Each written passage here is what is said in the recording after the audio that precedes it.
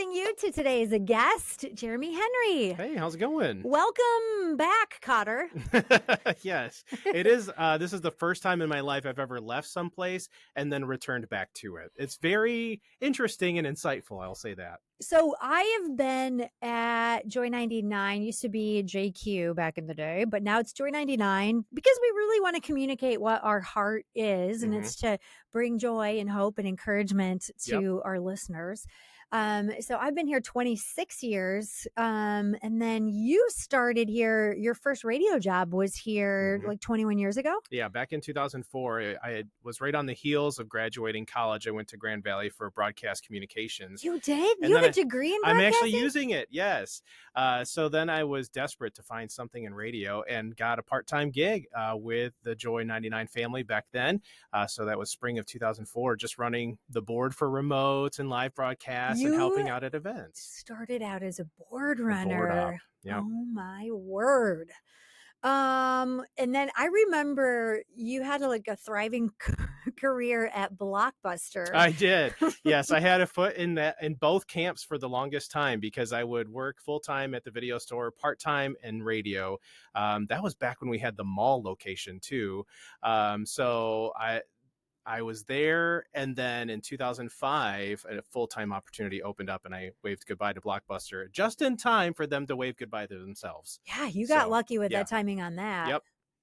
Sometimes people will theorize that radio is going the same way as Blockbuster, but that's not really what we see. No. Inside here. I just think people still need so much encouragement and hope, right? It's still very convenient, but also it's a great medium for passing along encouragement, hope, just the reminder of the good news. That's what Christian radio gets a chance to do that secular radio just can't do.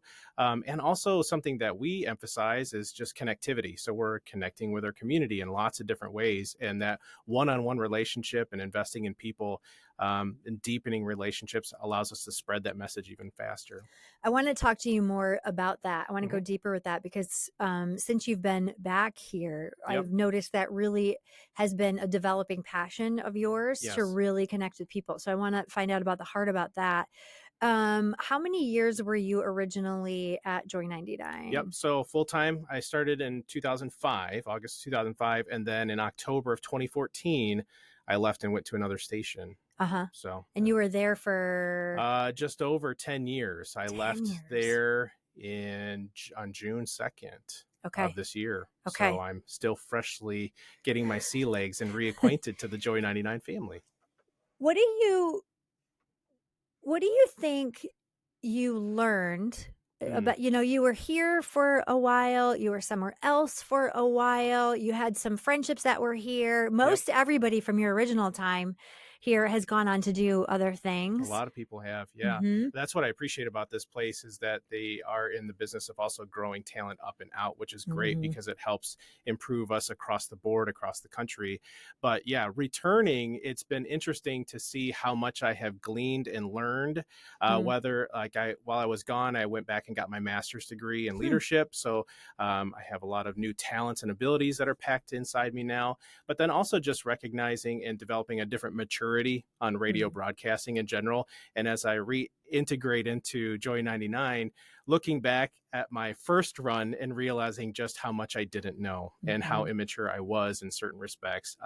Grateful for that time, obviously, as well. But it's been really exciting to come back with fresh ideas and find my place in this team and work together to help strengthen us and elevate us. It's kind of a lot like life. There are certain seasons that are meant for a time to teach us and to grow us. And then other seasons, maybe we want to enter them or we don't, also have a way of growing us. You do tend to grow in wisdom. And so something I've noticed different, I would say, about you coming back around the second time is really you're passionate about connecting with people on the other side of the microphone. Yeah. I will say that there was a budding passion for that when I was here. I remember having conversations with individuals and just saying, it's not about me. It's not about us. It's about the people we're serving. Mhm. And a number of years ago, that got really amplified. I stumbled across this book called Unreasonable Hospitality Huh. by Will Guidara, and he just emphasizes the critical importance and value that can come out of just going to great lengths to basically surprise and delight. And so, in where I was at previously, being on air, taking that deeper with listeners, we just found so much enriched conversation and one-on-one conversations that we're just like learning about people. And it's like, this is what community is. This is what the church is. And so bringing that into this space now and helping to develop that, I think can really help the West Michigan community in an amazing way. It's when people feel seen and Mm-hmm. heard and known. So give me some examples of how you saw that play out when you really took time to delight somebody Yeah. by going the extra mile. Yeah, there's a couple of them that come to mind. Over my time on air, there was an adult special needs individual that would call us on a regular basis. His name is Charlie. And one of the things that over time we realized he was a part of was Special Olympics. And so at one point he's like, "Hey, I would love for you guys to come up and see me." And we're Mm. like, "Well, it's kind of tricky. Typically we kind of build boundaries around ourselves and don't do Mhm. that." And then one year we're like, let's go do that. Yeah, this Mhm. was after I read that book. And we went up to Mount Pleasant for the summer games, and he didn't know we were coming and honestly had no idea who this kid looked like. And we ended up tracking him down at the bocce ball courts. He was going to be in that space. And we're walking up the stairs, and we have no idea who this person is, but he hadn't played yet. He was sitting in the stands. He makes eye contact with me, and I'm like, I think that's that guy. And he looks at me, he's like, Jeremy. And he got so So excited. excited that the thing that he just was telling everybody, look at who's here. And it was so special for him. And we've been able to maintain a relationship since and just stay in contact. And I think it's been a huge encouragement to him. Being an adult foster care, like he runs into situations where maybe Mhm. people are having bad days and that makes him nervous. So sometimes he just calls and says, Mhm. "Hey, I'm just looking for some prayer support." And it's like, Mhm. yeah, this is great. So Mhm. I don't know how long we'll have a season together, but I'm Mhm. grateful for it now. Another thing that came up one time was we had a young girl who just invited us out to the fair to check out the small animal auction and ended up buying a chicken. Never done it before. It's a big deal. I did not grow up as a fair kid. I was a city kid, and it was just fun to be able to get to know that family more. And I feel like that's what we desire within the church. And Christian Mhm. radio is not much different. We worship because of the songs that we get a chance to play, and then we share great messages of hope and encouragement every day. So it's very similar. It's just differently styled. Tell me about, Jeremy, as we're kind of like learning more about you and who Yeah. you are. The title of the podcast is This Lyric, That Truth. Yeah. So it's like the experience you have when you're listening to the radio and a lyric in a song just jumps out of the song and into your soul and Mm-hmm. speaks to you. So you chose Thank You, Jesus by Josh Baldwin. What Yeah. lyric in that? Well, I mean, I will say it is the entire song, but I would say that the reason why I feel like that one kind of stood out to me is I've been in a season recently where I've been working through uh, strengthening my trust, faith, and patience with God. I was in a circumstance where just things were really stressful, and I was trying to give that over, but it was really hard. And now on the other side of it, and even through it, I can see that there were a lot of developments, a lot of refinement, and a lot of effort that was going in on his part in me to get me to that place and to Mm. get me where I'm at. And so hearing this song, because it's fairly new, it was like, that's all I can say right now is I can say, thank you, Jesus. The bridge of that song is just, it feels like a very powerful declaration. I actually woke up with that song in my head this morning. Mm. And so on the way to work, I was listening to it and I was just thinking, yes, this is what my soul is trying to declare right now. Mm. So Let me see the lyric that's highlighted here. It's only because of all you've done that I can be called a friend of God. Oh, beautiful Savior, what else can I do but lift up my voice and say, thank you? thank you. Oh, it's only because of all you've done that I can be called a friend of God. Oh, beautiful Savior, what else can I do but lift up my voice and say thank you? Yeah.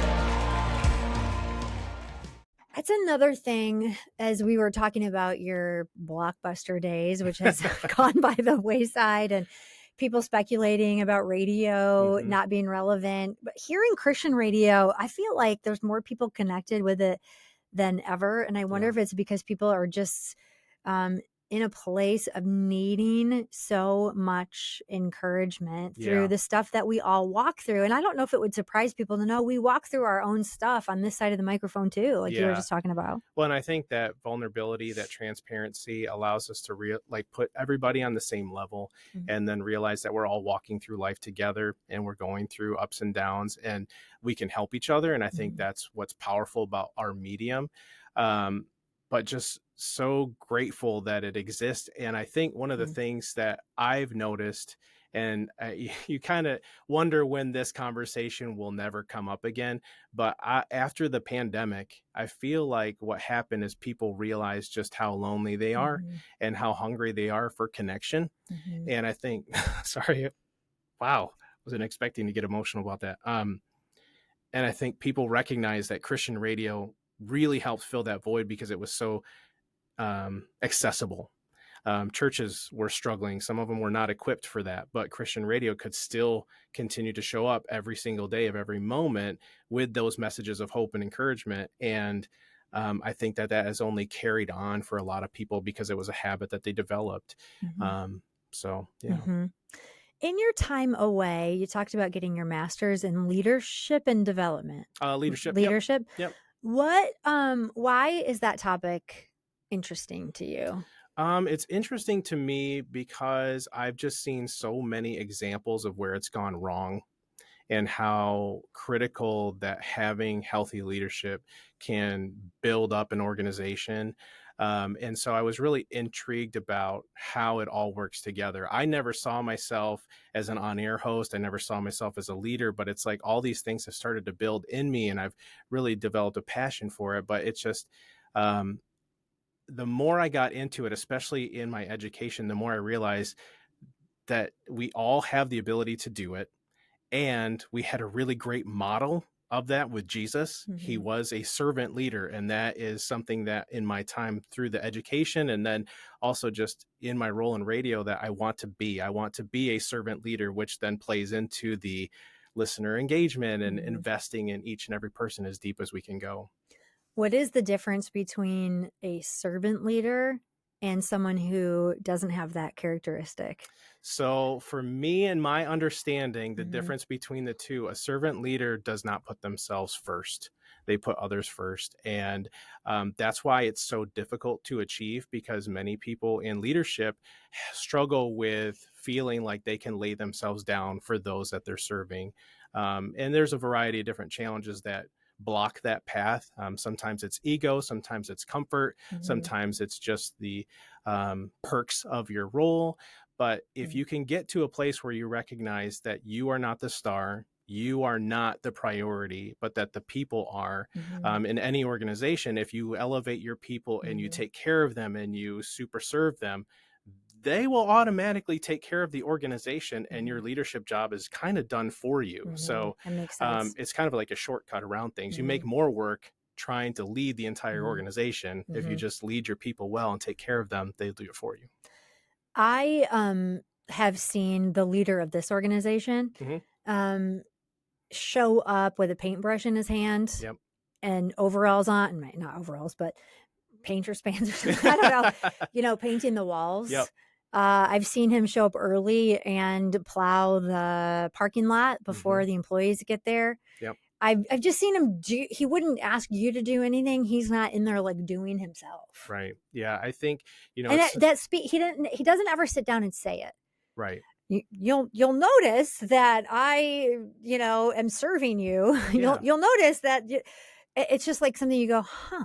There's nothing that is above him. Right. And I think that goes back to like you maybe would have heard it maybe during your education, like your school, but like, or maybe your first job, you never want to ask somebody to do something you're not willing to do yourself, Mhm. if you're a good leader. But I think the other thing with the example of the leadership here is, there's a lot of joy in it, Mm. because Mhm. when you serve, like it Mhm. it it has so many different extensions of power, because it makes the person you're serving feel good. You feel good because you're doing something you're called to do. And there's a lot of joy in like helping somebody else out. And then people who see that in action, like I'm sure you seeing the plowing get done, the flowers get done, some of those other things get done, like there's gratitude and joy that explodes in your heart when you see it as well. So it's contagious. Well, we had a cleaning day one time, and I don't like cleaning. Okay. I just don't enjoy it. I find it to be, it's just not something I'm going to set out to do with a joyful heart. But when they were like, we're having this cleaning day, I was like, well, of course you're going to serve, because you see the leadership already doing that. Yes. You're also not going to be above it. Yes. So when you see something modeled, you want to attain it, you realize that you can do it as well. Any other nuggets that are important to you regarding leadership? Boy, one of the things that I carried around with me a long time, that I thought was helpful, I heard it from someone named Simon Sinek. You might have run across him with his big why speech, but he's got several really great leadership books. And if you are in a space where leadership is maybe struggling, one of the things that he says is be the leader you wish you had.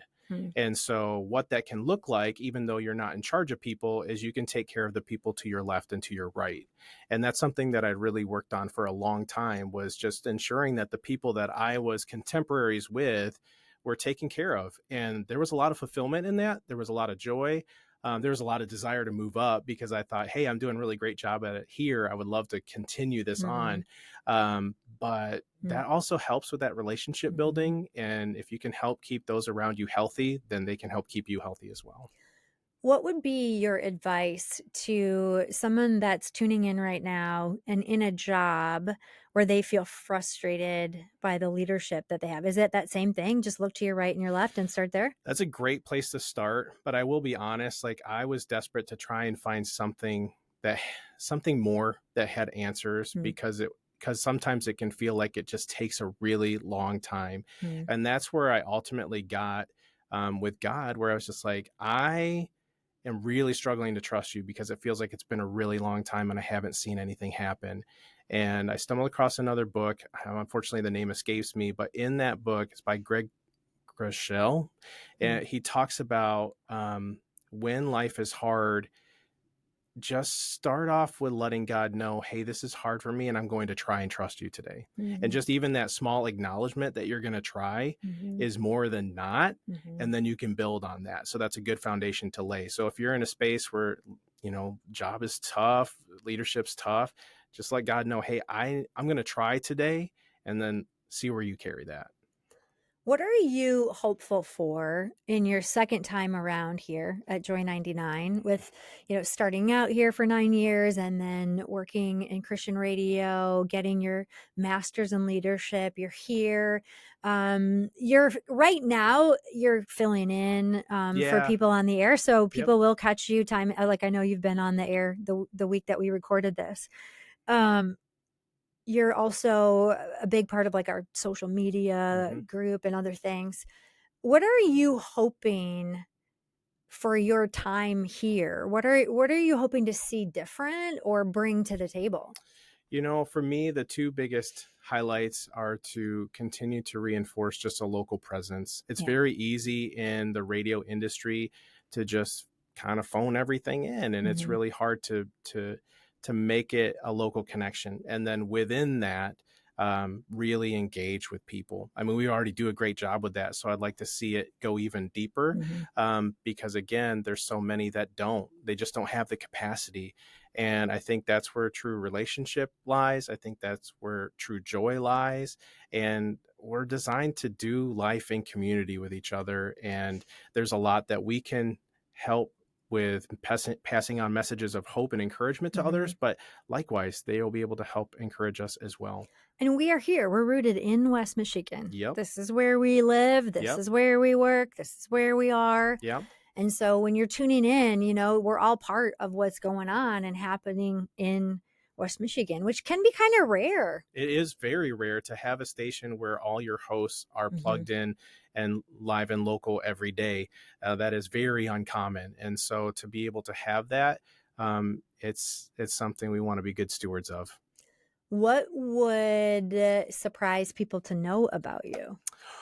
Well, there's a lot of things. I would say I'm part of a blended family. That's different than the last time I was here. So that's brought some interesting things over the last couple of years. I'm still big into video games. I like to golf. Trying to think of That's some other new. things. Were you always a golfer? No, I wasn't. I don't see you I- golfing. I'm not great at it, but I give it the Okay. old try. Okay. It's honestly a great time to just get out for a walk. Because you were kind of like a video game kid growing up, right? I was. You were I was- like the techie. I was very inside all the time, very pale kid. So. And now we're outside golfing. Yep. That's new. That is new. How many kids are part of your blended So family? total, we have 6. She had 4, and I have 2. So we've got 6 total. 2 of them are college age, so we don't see them as often. But it's the core 4, I like to call them, that we have on a regular basis. So. I call it the youngers and the olders. Oh, yeah, that works too. Right? We've got 2 that are launched. Yep. And then 2 that are still with us. Yep. One is 16, so she's like kind of 1 foot out the door and 1 foot at home. Yep. We've got a 16-year-old who's been driving on her own, and I've been trying to get accustomed to not seeing her as often. So, yeah. It's a good thing, right? I heard one time that, it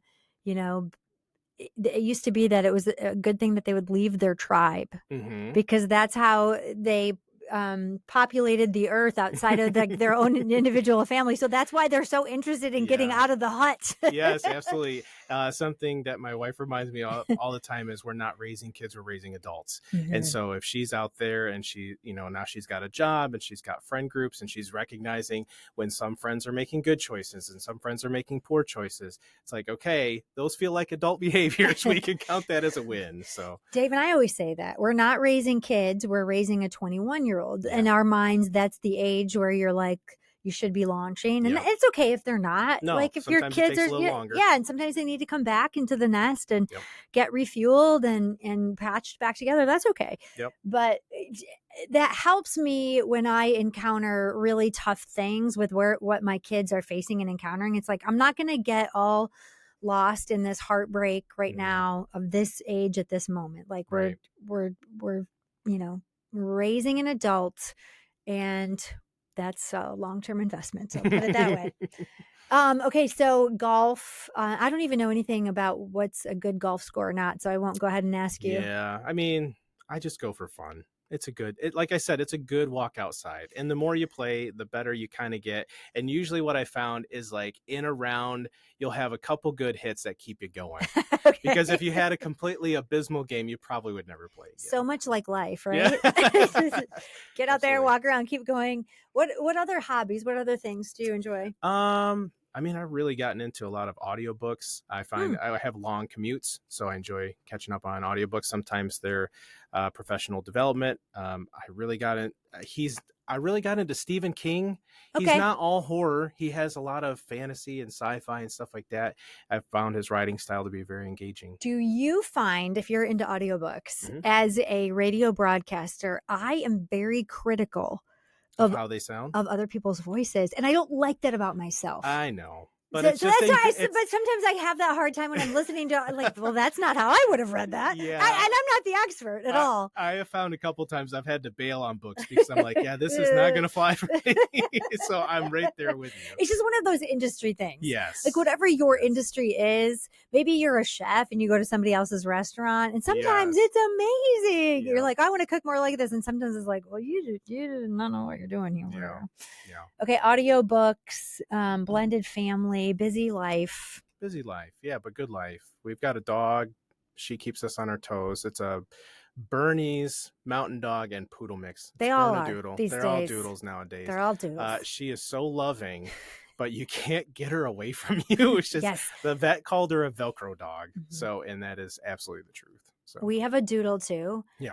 And she's a human with fur. Yeah. There's sometimes I'm convinced there's a little person living inside of it. Yeah. And she's also a Velcro dog. Yeah.